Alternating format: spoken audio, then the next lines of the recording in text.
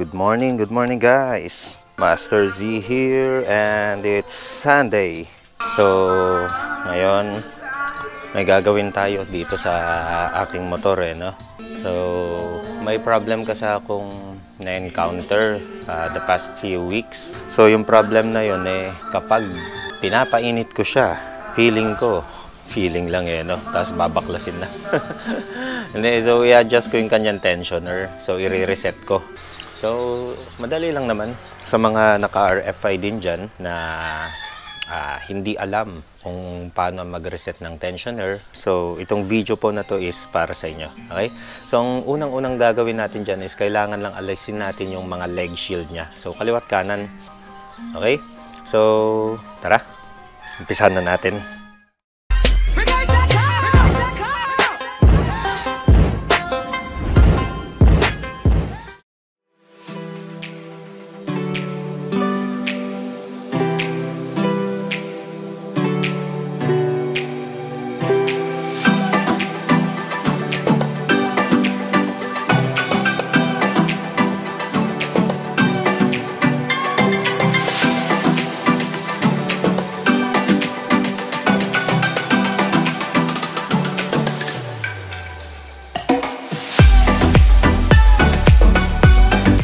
Mag-adjust tayo ng tensioner or mag-reset tayo ng tensioner no?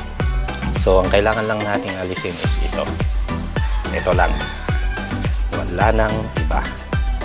Okay, so 10mm ito, pero gagamitan natin to ng box wrench. Okay, para pag yung open kasi baka mabilog yung kanto-kanto nya. Okay, tara.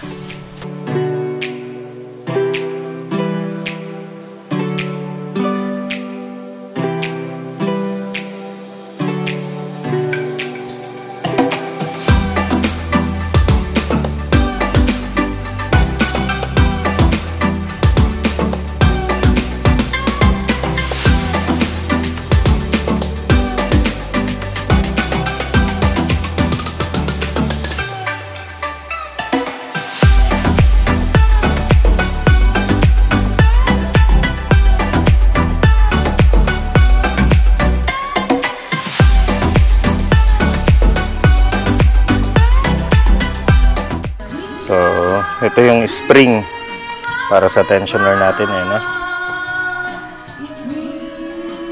So, may o-ring din pala siya doon. Ayan, wala. Pakita ko sa inyo na malapitan. So, ayan po siya, no? So, dito, naman ko kung kita dito sa camera, no? Ayan, yan, may o-ring dyan. So, ang tatanggalin or ang tinanggal lang po natin dyan is ito lang. Yan lang ang tinanggal natin. Okay? So, ngayon, since natanggal na natin, tutusukin lang natin ng dahan-dahan ito. Para yung parang plastic dito ba? Itutulak lang natin para magkaroon ulit ng tension yung atin pong timing chain. Timing chain? Sasakyan. Okay? So, ayan po ha. Ganyan lang po kadali mag-reset ng tensioner ng RFI.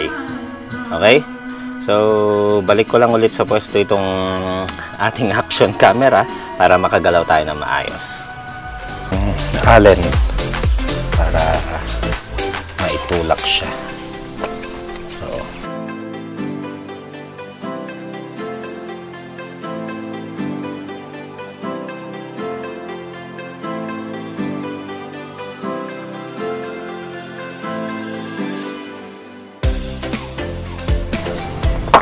pandarin nyo muna natin. So, balik na natin ito. Sure lang natin na nakapwesto ng maayos yung o-ring natin. Ayan.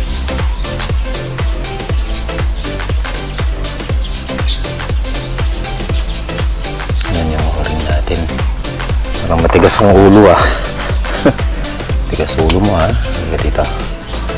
Yan dito. Tigas ulo mo. Liga.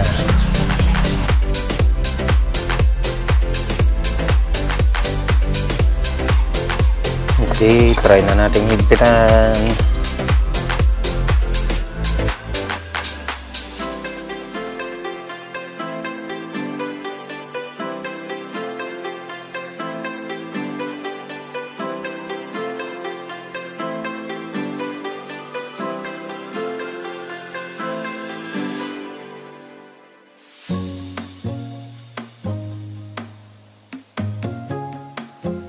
Pakyatin muna natin yung langis.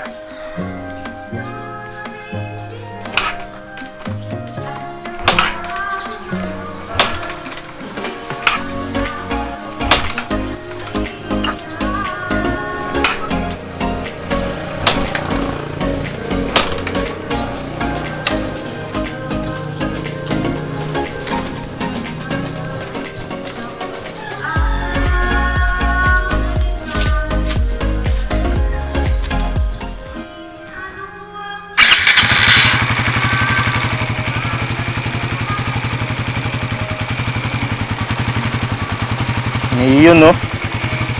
Diba? Ayun, no? So, and guys. So, ganun lang kadali. Ganun lang po kadali na mag-reset ng tensioner ng RFI natin, eh, no? So, ang nangyari kasi dyan, ang nangyayari, patayin ko muna, ha? Okay.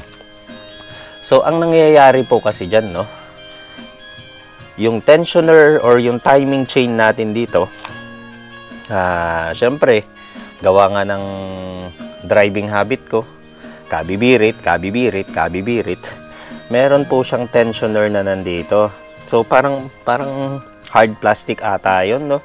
So, every time kasi na puro birit, so, nai-stretch po yung ating timing chain. So, pag nai-stretch lagi yan, naitutulak niya yung atin pong tensioner na nandito sa loob, which is yun nga sinasabi ko, yung hard plastic na yun, no? Then, ang tendency is yung spring na nandito, yung spring po na nandyan, pumapasok or nagkakaroon ng pressure, wherein parang nag-i-stack up siya na hindi niya na maitulak pabalik yung hard plastic natin dito para magkaroon ng tension sa ating timing chain. Okay? So, yun, pag naging ganun na yung senaryo, syempre, pag umaandar or unang paandar ng motor, yung atin pong timing chain, medyo parang pumapalag. So, parang pumapalo. So, gumaganya-ganyan po siya kasi nawalan siya ng, or nabawasan ng tension doon sa ating timing chain. Gawa nga nung parang nag-stack up yung kwan natin dito, nag-stack up yung spring natin dito, and umatras na po yung, or umatras ng bahagya yung ating, what do you call this one again? Hard plastic. So, normal lang na mangyari yung ganun, no? Normal lang, syempre, sa timing chain natin. Kapag bibira tayo ng, pag halimbawang magpo-full throttle tayo, syempre, na-stretch siya. So, na-stretch siya. Pag na-stretch siya, naitutulak niya yung hard plastic. Naitutulak niya yung hard plastic, then yung hard plastic, bumabalik siya pa ganun, naitutulak niya ngayon yung spring. So, ayun lang. Ayos lang ulit ng pwesto ng spring. Then at the same time, tinulak lang ulit natin pabalik yung hard plastic para maibalik yung tension dito po sa ating timing chain. Ayan, no? Hindi ko na marinig, oh. Diba? So, sa mga kapwa nating RFI users dyan, ganun lang po kadali, ha, ang mag-reset ng tensioner. So, ayun guys, sana nakatulong po ako sa mga bago pa lang na magdi-DIY ng kanilang mga Raider, lalo na sa RFI, no? So, ayun, hanggang dito na lang ang vlog na ito. Maraming salamat po sa mga tumapos ng video. Once again, Master Z here. Peace out.